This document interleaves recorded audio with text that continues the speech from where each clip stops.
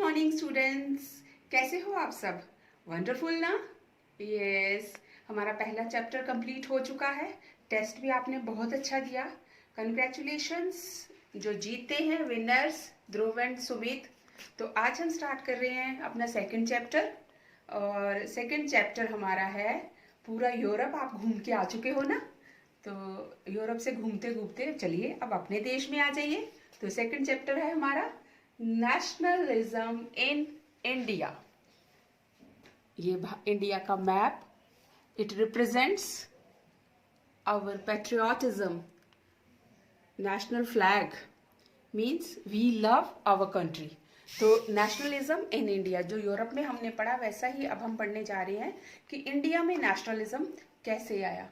तो मुझे अच्छे से याद है 8th क्लास में जब आप लोग पढ़ते थे तो आप 1857 रेवोल्यूशन वहाँ तक तो आप ऑलरेडी पढ़ चुके हो। तो अब हम क्या करेंगे, पिछला चैप्टर जो पढ़ा लास्ट में कहाँ छोड़ा हमने? लास्ट में हमने छोड़ा था बाल्कन एरियाज, और फिर वो कहाँ लेके गए? फर्स्ट वर्ल्ड वॉर में और इम्पीरियलिज्म की तरफ। तो इम्पीरियलिज्म यानी कि जो बड़े बड़े देश थे उन्होंने एशिया और अफ्रीकन जो कंट्रीज थी उन कंट्रीज में क्या किया, वहाँ पर अपनी कॉलोनीज बना ली। तो इंडिया भी इसी तरह से किसकी कॉलोनी था? ब्रिटेन की कॉलोनी था। तो ब्रिटेन एक important country and involve in first world war. तो let us start our topic with first world war. जहाँ हमने फर्स्ट चैप्टर शुरू किया था, ख़त्म किया था, वहाँ से हम अपना सेकंड चैप्टर शुरू करेंगे। तो चैप्टर को समझने का सबसे अच्छा तरीका एक टाइम लाइन होता है जो कि हम असेंडिंग आर्डर में दिखाते हैं। 1914, 1915 ये तो ऑटोमेटिकली हमारा जो है पूरा बिना किसी ब्रेक के आ रहा है। 1914, 1915, 16, 17, 18, 19। तो हम 19 तक आज कवर करेंगे। तो बात करते हैं वही फर्स्ट वर्ल्ड वार की। तो जब फर्स्ट वर्ल्ड वार हो रही थी तो जो ब्रिटेन था उस समय में इंडिया उसकी एक कॉलोनी थी। तो उसका नेचुरली कुछ ना कुछ इफेक्ट इंडिया पे पड़ना था, इम्पैक्ट तो होना ही था। क्योंकि जब बहुत सारे वॉर में कंट्री इन्वॉल्व होती है तो बहुत पैसा उसमें खर्च होता है। तो उसकी वजह से वो जो इम्पैक्ट था ब्रिटेन इंडिया के साथ रिलेटेड था, तो इंडियन इकोनॉमी पर असर पड़ा। वो इम्पैक्ट क्या था, इस पे आपको आगे जाके क्वेश्चन भी करना पड़ेगा। तो वो पॉइंट्स आप जरा समझ लीजिए। सबसे पहले world war first 1914, impact of that war on Indian economy. पहली बात ये हुई कि huge increase in defence expenditure. हुआ ये कि डिफेंस पे, क्योंकि हम किसी दूसरे देश के खिलाफ लड़ रहे हैं तो हमें अपना डिफेंस स्ट्रांग करना होता है। तो ब्रिटेन ने अपना डिफेंस स्ट्रांग करने के लिए उस पर बहुत सारा खर्चा कर दिया। जब खर्चा किया तो वो खर्चा अब उन्होंने निकालना था, तो अपनी कॉलोनीज से निकालना था। तो उन्होंने क्या किया, दूसरे नंबर पर इनकम टैक्स इंट्रोड्यूस्ड। पहले इनकम, तो अब ब्रिटिश गवर्नमेंट ने क्या किया, इंडिया पर भी इनकम टैक्स लगा दिया। इंडियन पॉपुलेशन पर इनकम टैक्स लगा दिया जो कि वर्किंग लोग थे। तीसरे नंबर पर उन्होंने क्या किया, कस्टम ड्यूटीज इंक्रीज्ड।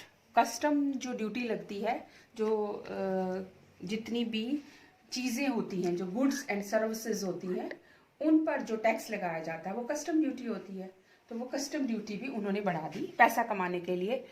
एक और इम्पॉर्टेंट चीज उन्होंने क्या की, कस्टम ड्यूटी आप ऐसे भी याद रख सकते हो, जीएसटी आपने बहुत सुना है ना वर्ड जीएसटी, तो कस्टम ड्यूटी वही है।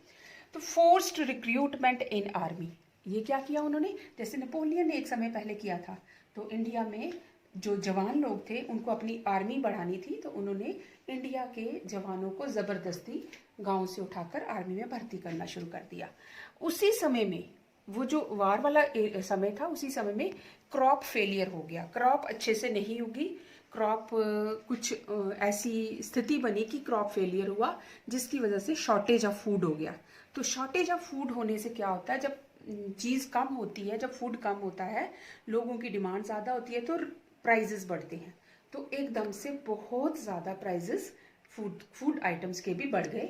तो इस सारे समय में एक और चीज़ हो गई कि 1921 में एपिडेमिक, आजकल क्या चल रहा है, एक पैंडेमिक चल रहा है जो पूरे वर्ल्ड में वायरस चल रहा है। उस समय में भी 2021 में क्या हुआ था, एक एपिडेमिक आया था कॉलरा, और जिससे बहुत लोग दुनिया के एक कुछ वर्ल्ड वार की वजह से मारे गए, तो कुछ उस एपिडेमिक की वजह से, जो उसके बाद जो स्टारवेशन, जो भूखमरी आई, फैमिन आए, उनकी वजह से मारे गए। Around about 12 to 13 million people died due to epidemic. अब आप कहोगे 12 to 13 मिलियन क्या होता है? यानी कि 1 मिलियन जो होता है वो 10 लाख के बराबर होता है। 1 मिलियन 10 lakhs। तो 12 to 13 million means around about 1.2 और 1.3 करोड़ लोग जो हैं इस एपिडेमिक में मारे गए थे। ये वो साल है जिस साल को पॉपुलेशन डिवाइड कहा जाता है। जब उसके बाद पॉपुलेशन गिनी गई थी तो वर्ल्ड की पॉपुलेशन कम हो गई थी इस एपिडेमिक की वजह से। तो वो जो इम्पैक्ट था वार का वो इंडियन इकोनॉमी पे इस तरह पड़ा। तो उसका असर क्या होता है? देखो, जब हम पर सारे लोगों पर एक जैसी मुसीबत आती है, एक हमारे पास पैसे की कमी है, खाने पीने से हम बेहाल हैं, ऊपर से हम पे बहुत सारे टैक्स लग जाते हैं, उसके ऊपर से क्या होता है, लोग मारे जा रहे हैं बीमारियों की वजह से। तो इन सब के साथ जो हम पर ये दबाव बना रहा है, जो हमारे साथ ये एक्सप्लॉयटेशन कर रहा है, तो ऑटोमेटिकली वो जो हमारा एम्परर होगा या जो हमारा हेड होगा, हमें उसके साथ दुश्मनी हो जाएगी, हम सब यूनाइट हो जाएंगे। तो ये एक वजह बनी थी इंडियन लोगों में एक नेशनलिज्म की भावना जागृत होने में, लोग यूनाइट होने लगे इसकी वजह से। देखो, जब क्लास में हम लोग 3, 4, 5 लोगों को टीचर पनिशमेंट करता है तो वो 4-5 लोग यूनाइट हो जाते हैं। किसके खिलाफ? उस टीचर के खिलाफ कि इन्होंने हमें पनिशमेंट दी है। तो इसी तरह से जब एक ही बात सबके साथ हुई उस किसी भी देश में, तो लोग ऑटोमेटिकली उसके खिलाफ यूनाइट हुए। तो ये 1940 की वार का जो है इम्पैक्ट था। उसके बाद बहुत मज़ेदार बात हुई, इंडिया में अराइवल ऑफ गांधी जी। बिल्कुल एक ऐसा इंसान, मोहनदास करमचंद गांधी, एक ग्रेट लीडर जिनको हम क्या बोलते हैं, फादर ऑफ द नेशन भी बोलते हैं, ये आ गए। ये कहाँ पर थे? साउथ अफ्रीका में थे। वहाँ पर ये अपनी प्रैक्टिस कर रहे थे। वहाँ पर उन्होंने सत्याग्रह चलाया था। कब? 1915 में ये इंडिया वापस आ गए। कौन? गांधी जी। और गांधी जी के इंडिया वापस आने से इंडियन हिस्ट्री ने एक बहुत बड़ा टर्न लिया। वो एक बहुत ग्रेट लीडर बनकर इंडियन गवर्नमेंट के सामने आए। तो गांधी जी के आते ही क्या स्टार्ट हुआ? उन्होंने इंट्रोड्यूस किया आइडिया ऑफ सत्याग्रह। अब आप सोचो, सत्याग्रह क्या होता है? सत्याग्रह मीन्स लड़ना, प्रोटेस्ट तो करना है, but with non violence, without violence. Violence नहीं, but with truth and honesty. दूसरी तरह से अगर हिंदी में इसको समझो तो सत्य का आग्रह, सत्य के लिए आग्रह करना, सच्चाई के लिए लड़ना, तो सत्याग्रह। गांधी जी ने ये satyagraha already he practised in South Africa and he adopted the same policy in India to make people cooperate with each other. तो उसके लिए पहला सत्याग्रह गांधी जी ने 3 कंटिन्यू सत्याग्रह किए, जो आपने बहुत अच्छे से ऐसे सीधे सीधे याद रखने हैं। आते ही 15 में वो आए, 16 में वो चले गए कहाँ? चंपारण सत्याग्रह करने। ये देखिए इंडिया का मैप। इंडिया के मैप में आपको ज़्यादा अच्छे से समझ आएगा। ये जो डॉट है ब्लू वाला, ऊपर मैंने ये लिखा है चंपारण, बिहार में। तो ये सत्याग्रह गांधी जी ने कहाँ किया? चंपारण में, बिहार में। ये सत्याग्रह उन्होंने क्यों किया? To help the peasants against the oppressive plantation system in Champaran, Bihar. वहाँ पर क्या हो रहा था? जो ब्रिटिश गवर्नमेंट थी, तो वो कंपनी जो थी, वो इन जो पीजेंट्स थे इनको ज़बरदस्ती इंडिगो उगाने के लिए कहते थे, एक ही प्लांट, क्योंकि इंडिगो वो बेचकर बहुत पैसा कमाते थे ब्रिटिशर्स। इंडिगो मीन्स नील, जो आप अपने वाइट यूनिफॉर्म पे भी लगाते हो ना, इंडिगो, वो वाला इंडिगो। वो उसको नील को अंग्रेजी में इंडिगो कहते हैं, इसका प्लांट होता है। तो वो ज़बरदस्ती इंडिगो की प्लांटेशन करवाना चाहते थे। लेकिन जो इंडियन पीजेंट्स थे वो फूड क्रॉप्स उगाना चाहते थे, लेकिन ब्रिटिशर्स नहीं उगाने दे रहे थे। तो उनके हक की लड़ाई के लिए गांधी जी ने उनके साथ मिलकर फर्स्ट सत्याग्रह ऑर्गेनाइज किया चंपारण, बिहार में। याद रखिएगा, चंपारण, बिहार। ये आपके ऑब्जेक्टिव्स में भी काम आएंगे। सेकेंड सत्याग्रह गांधी जी ने किया उसी के अगले साल 1917। बिल्कुल उसके अपोजिट आ जाइए, बिहार के इधर नीचे गुजरात में, अपने नरेंद्र भाई मोदी जी का गुजरात, वहाँ खेड़ा में उन्होंने 1917 में, डिस्ट्रिक्ट का नाम था खेड़ा। खेड़ा सत्याग्रह किया, Kheda district in Gujarat in 1917। Second satyagraha to support the peasants for exemption of revenue due to crop failure. मैंने आपको अभी बात सुनाई कि इम्पैक्ट पड़ा कैसे ब्रिटिशर्स का इंडिया पर। उसमें मैंने आपको एक बात सुनाई थी कि क्रॉप फेलियर हुआ था, जिसकी वजह से स्टारवेशन आ गई थी, फूड प्राइसेस बढ़ गए थे। वही क्रॉप फेलियर की यहाँ बात हो रही है। खेड़ा में 1917 में जो सत्याग्रह हुआ, उस सत्याग्रह में लोग ये चाहते थे कि हमारी क्रॉप फेल हो चुकी है, तो जो हम गवर्नमेंट को रेवेन्यू भरते हैं वो हम नहीं भर सकते, क्योंकि उनके पास पैसा ही नहीं था, क्योंकि उनकी क्रॉप फेल हो चुकी थी। तो Gandhi ji supported those peasants to he asked government to exempt the revenue which is due to the peasants. Okay, then तीसरा सत्याग्रह गांधी जी ने अगले ही साल कर दिया 1918 में, अहमदाबाद सत्याग्रह। तीसरा सत्याग्रह था अहमदाबाद, ये खेड़ा से थोड़ा ऊपर, ये भी गुजरात में ही अहमदाबाद, ये मिल वर्कर्स को सपोर्ट करते हुए किया। Ahmedabad in Gujarat in 1918। Third satyagraha to help cotton mill workers who were demanding increase in wages।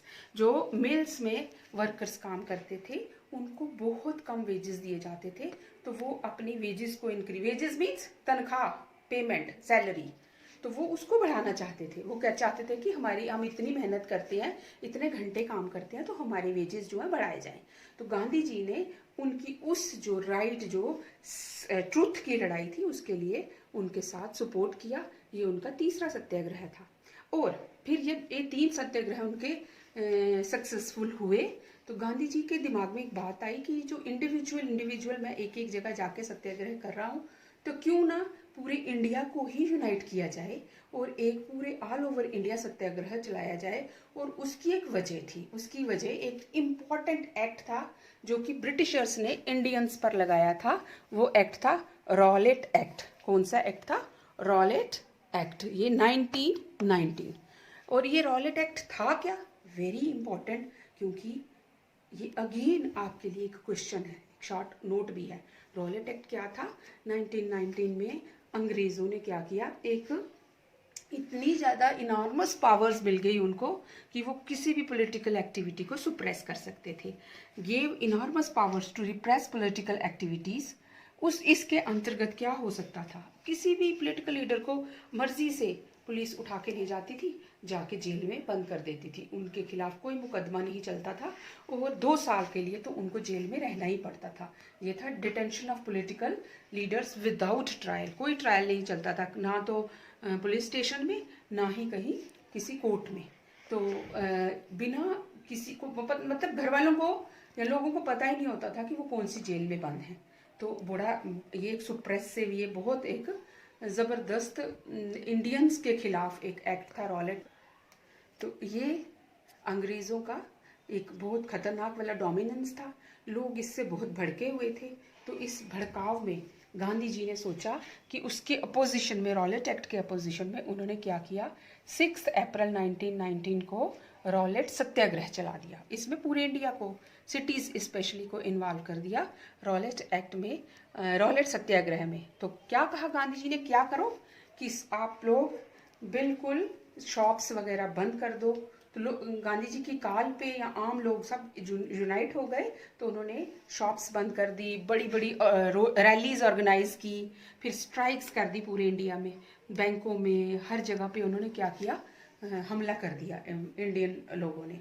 तो इससे क्या हुआ, गवर्नमेंट जो है वो एकदम से बौखला गई, एकदम से वो परेशान हो गई, जैसे दुखी हो जाता है ना कोई, ऐसे ब्रिटिश गवर्नमेंट दुखी हो गई। तो उन्होंने इमीडिएटली एक स्टेप उठा लिया, उन्होंने मार्शल लॉ लगा दिया। क्या लगा दिया?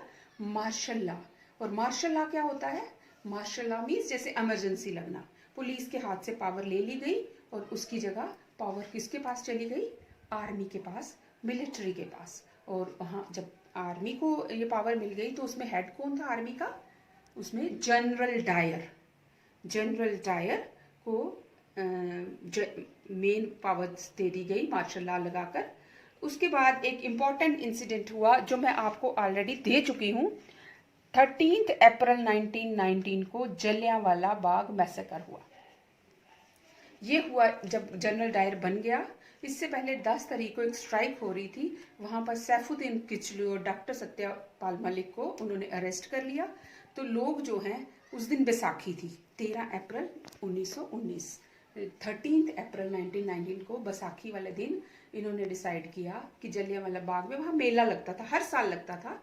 तो ज्यादातर वहाँ कौन लोग आते थे, गांव गांव से लोग मेला देखने आते थे। तो अब सिटी में मार्शल लॉ लगा है, तो गांव वालों को तो पता नहीं है कि मार्शल लॉ क्या होता है। तो गांव वाले तो आ गए इकट्ठे होके। तो वहां पर ये लोग भी मीटिंग कर रहे थे, इंडियन जो फ्रीडम फाइटर्स थे। तो ये मीटिंग कर रहे थे, तो जनरल डायर को पता चला। तो उसने क्या किया, अपनी फौज लेके आया इमीडिएटली। जो एक एग्जिट पॉइंट था जलियांवाला बाग का, तो वो में जो मेन गेट था वहीं पर उसने अपनी पूरी आर्मी लगा दी, गेट बंद कर दिया। और फिर वहां पर बहुत दुनिया थी। जो फ्रीडम फाइटर्स जो थे वो तो थोड़े से लोग थे, लेकिन और जनता जो थी गांव गांव से, जो दूर दूर से अमृतसर के गांव से आई थी, वो बहुत सारे बच्चे भी थे उसमें, औरतें मर्द सब थे। तो वो उन सब पे निहत्थे लोगों पर गोलियां बरसा दी। तो वो वहां पर बहुत सारे लोग मारे गए। कहते हैं hundreds of people were died in this. इसको जिनोसाइड कहा जाता है। जिनोसाइड होता है जिसमें बहुत सारे लोगों को एक साथ मार दिया, निहत्थे लोगों को मार दिया जाता है। तो जलियांवाला बाग मैसेकर जो है, it became a great historical point. तो इसको हम आगे कंटिन्यू करेंगे। आज का लेसन हम यहीं तक खत्म करते हैं। तो I hope you have understood. Once again हम एक बार डेट्स चेक कर लेते हैं, जैसे हम हर बार करते हैं टाइमलाइन। तो 1914 को क्या हुआ, वर्ल्ड वार फर्स्ट। 1915 को क्या हुआ, अराइवल ऑफ गांधी जी। 1916 को क्या हुआ, चंपारण सत्याग्रह, फर्स्ट सत्याग्रह।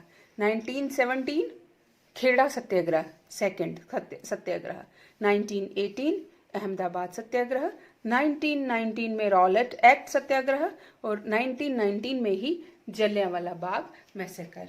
तो I hope you have got the points, all the points, and have a nice day बच्चों।